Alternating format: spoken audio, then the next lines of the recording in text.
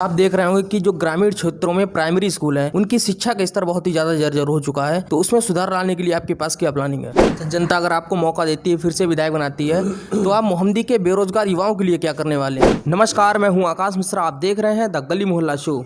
आज हमारे साथ मौजूद हैं मोहम्मदी विधानसभा क्षेत्र से भाजपा विधायक लोकेन्द्र प्रताप जी। बहुत बहुत स्वागत है आपका हमारे शो में। जी धन्यवाद। विधायक जी, सबसे पहले आप ये बताइए कि इस बार के विधानसभा चुनाव में कौन सा मुद्दा सबसे ज़्यादा हावी रहने वाला है? इस बार विधानसभा चुनाव में कोई ऐसा मुद्दा नहीं है जो मेरे खिलाफ हावी हो। और रही मेरे पक्ष की बात, तो मेरी उपलब्धता 24 घंटे में लोगों के बीच मौजूद रहा, ये बहुत बड़ी बात है। मैंने जो विधायक का प्रोटोकॉल, विधायक का भोकाल, विधायक का जो सिस्टम होता था, उसको तोड़ करके एक आम आदमी के रूप में विधायक की पहचान बनाई है, जिसने जहां आवाज़ दे दी वहीं खड़ा हो गया। चौराहे पर भी अगर किसी कार्यकर्ता ने, किसी मतदाता ने, सामान्य रूप से किसी भी व्यक्ति ने गाड़ी को हाथ दे दिया, तो वहीं जेठ की तपती दोपहरिया में खड़े होकर गाड़ी के बोनट पे पैड पर लेटर पैड रख के चिट्ठी लिखती। सर्वसुलभ रहा, सबको उपलब्ध रहा। इसी नाते लोगों के मन में मेरे प्रति आस्था है, श्रद्धा है। और जो राजनीतिक भ्रम होता था उसे मैंने तोड़ा है। लोगों के मन में राजनीति के प्रति, राजनीतिज्ञों के प्रति विश्वास पैदा करने का काम किया है। विकास के तमाम आयाम छुए। 20 वर्ष के कालखंड को जोड़ लें एक तरफ, और मेरा 5 वर्ष का कालखंड एक तरफ जोड़ लें, तो मेरा 5 वर्ष का कालखंड भारी पड़ेगा। स्वास्थ्य, सड़क, शिक्षा, बिजली, सभी क्षेत्रों में काम किया है। बिजली की बात करें तो आज़ादी के बाद से अब तक मात्र 3 पावर हाउस हुआ करते थे। 70 वर्षों में 3 पावर हाउस, और 5 वर्षों में मैंने नए 5 पावर हाउस बना करके चालू कर दिए, जो कि बहुत बड़ी बात है, बड़ी उपलब्धि है। 40% गाँव में विद्युतीकरण नहीं था। इस समय वर्तमान की स्थिति में इन 5 वर्षों में मेहनत करके एक एक गांव मजरे को चिन्हित करके 100% गाँव में, 100% मजरों तक में विद्युतीकरण करा दिया है। एक्सियन यहाँ बिठा दिया, एक्सियन लखीमपुर बैठता था। तो ऐसे इस प्रकार से बिजली के क्षेत्र में तमाम आयाम तय किए। सड़क की बात करें तो शाहजहांपुर गोला रोड, जिससे अभी आप आए होंगे, आपने देखा होगा ये सड़क पहले बहुत ख़राब हुआ करती थी। मैं गडकरी जी को धन्यवाद देता हूँ, जिनके आशीर्वाद से ये सड़क बन गई हमारी, और 4 के चारों पुल नए बन गए। तमाम सड़कों का चौड़ीकरण हो गया।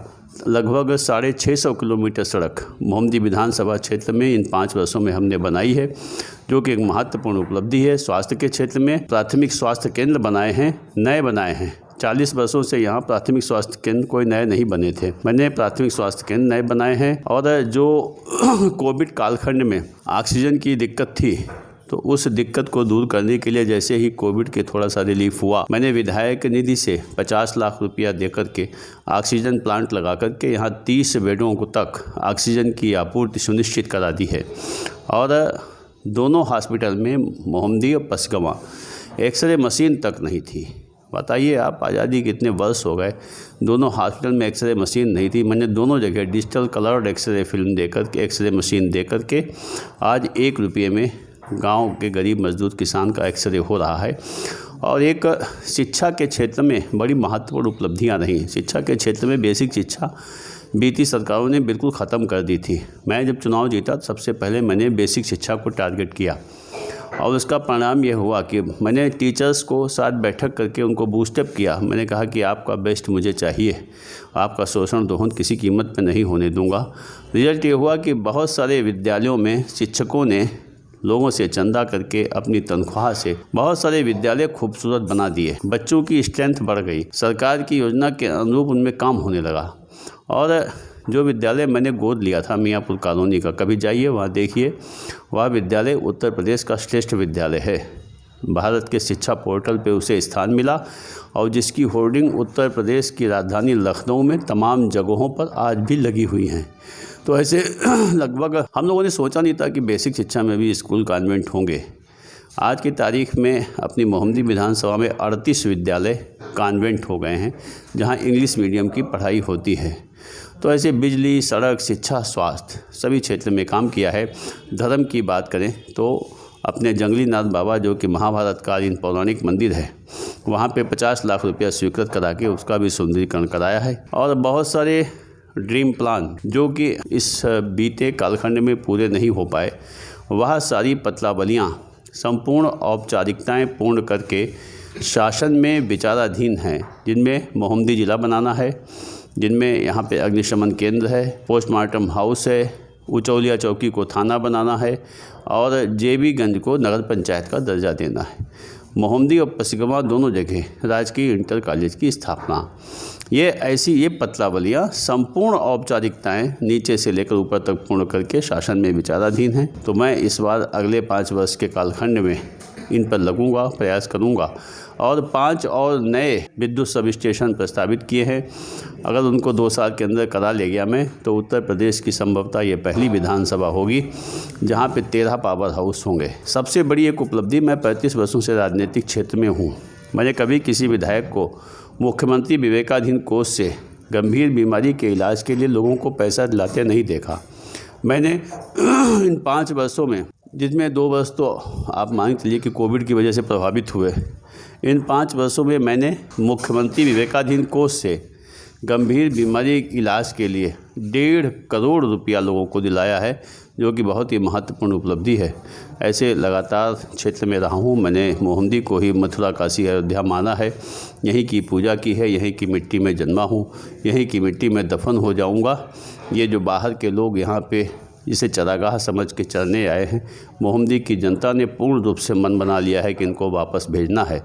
तो ये स्थितियां हमारी मोहम्मदी विधानसभा क्षेत्र की हैं। अच्छा, जनता अगर आपको मौका देती है, फिर से विधायक बनाती है, तो आप मोहम्मदी के बेरोजगार युवाओं के लिए क्या करने वाले हैं? हमारी सरकार ने बेरोजगार के लिए बहुत महत्वपूर्ण काम किए और बसपा के सरकार में आंकड़े बताते हैं, बसपा के सरकार में 89,000 नियुक्तियाँ की गई थी। समाजवादी पार्टी की सरकार में 1,19,000 नियुक्तियाँ की गई। हमारी सरकार में 4.5 लाख नियुक्तियाँ की गई और पारदर्शिता पूर्ण से की गई। कहीं भी कोई वर्गवाद, जातिवाद अथवा कहीं पे लेन देन, कहीं विधायक की सिफारिश नहीं, कहीं सांसद की सिफारिश नहीं।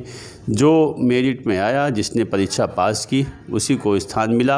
अभी पंचायत मित्रों की नियुक्ति हुई है अपने सभी ग्राम सभाओं में। पंचायत सहायक या पंचायत मित्र क्या है, तो उसमें हम लोग चाहते थे कि हमारे कुछ कार्यकर्ता एडजस्ट हो जाएं, लेकिन मुख्यमंत्री जी का सीधे सीधे निर्देश था कि एकदम साफ़ सुथरी पारदर्शिता पूर्ण रहे। गांव में जाता हूं, अभी मैं एक दिन एक गांव में गया था, एक लड़का दौड़ के आया, उसने मेरे पैर छुए, मैंने और बड़ा खुश था। मैंने कहा क्या हुआ? बोले मैं पंचायत सहायक बन गया हूं दादा। तो मैंने कहा अच्छा बधाई हो, कैसे बन गए? बोले मुख्यमंत्री जी की कृपा से बन गए। उनका आशीर्वाद था कि पारदर्शितापूर्ण सिलेक्शन हुआ, मेरिट में मेरा नाम आया, मैं हो गया। अगर ऐसा न होता, सपा की सरकार होती, तो मेरिट के आधार पर मेरा नहीं हो पाता। तो ऐसे बेरोजगारों को बहुत सारे रोज़गार देने का काम किया। इन 5 वर्षों में बेरोजगारी भी दूर हुई है, बहुत सारे लोन इस प्रकार से कराए गए हैं। तो मुझे लगता नहीं, गरीब मजदूर किसान की भी चिंता की गई है। महीने में 2 बार राशन दे रहे हैं, आवास दे दिया, शौचालय दे दिया, उज्ज्वला के तहत गैस कनेक्शन दे दिए। जो गैस मिलती नहीं थी, हम लोगों को तक ब्लैक में लेना पड़ता था, आज गैस दरवाजे मारी घूम रही है। किसान कल्याण निधि के निमित्त प्रत्येक किसान को महीने साल में 6,000 रुपया मिल रहा है और सब कुछ तो दे दिया, कुछ ऐसा है नहीं जो दिया ना हो। अच्छा, आप देख रहे होंगे कि जो ग्रामीण क्षेत्रों में प्राइमरी स्कूल हैं, उनकी शिक्षा का स्तर बहुत ही ज़्यादा जर्जर हो चुका है। तो उसमें सुधार लाने के लिए आपके पास क्या प्लानिंग है? हो चुका था। बेसिक शिक्षा 5 वर्ष पहले लुप्त हो गई थी। टीचर्स आते नहीं थे। टीचर्स ने मेरठ, मुरादाबाद, गाजियाबाद के टीचर्स यहाँ 1500 रुपये पे एक नौकर रख के पढ़वाते थे। लेकिन इन 5 वर्षों में बेसिक शिक्षा में अभूतपूर्व परिवर्तन हुआ है। विद्यालय बेहद खूबसूरत हो गए हैं, बच्चों की स्ट्रेंथ बढ़ी है, टीचर्स वही टीचर्स हैं, सरकार बदली है, काम करने का तरीका बदला है। आज टीचर्स भी अपना बेस्ट देने के प्रयास में हैं, सभी स्कूल में रहते हैं। मेरी मोहम्मदी विधानसभा क्षेत्र में बेसिक शिक्षा के क्षेत्र में अभूतपूर्व सुधार हुआ है, जो कि अविस्मरणीय है। तो आप द गली मोहल्ला शो के माध्यम से मोहम्मदी की जनता से क्या अपील करना चाहेंगे?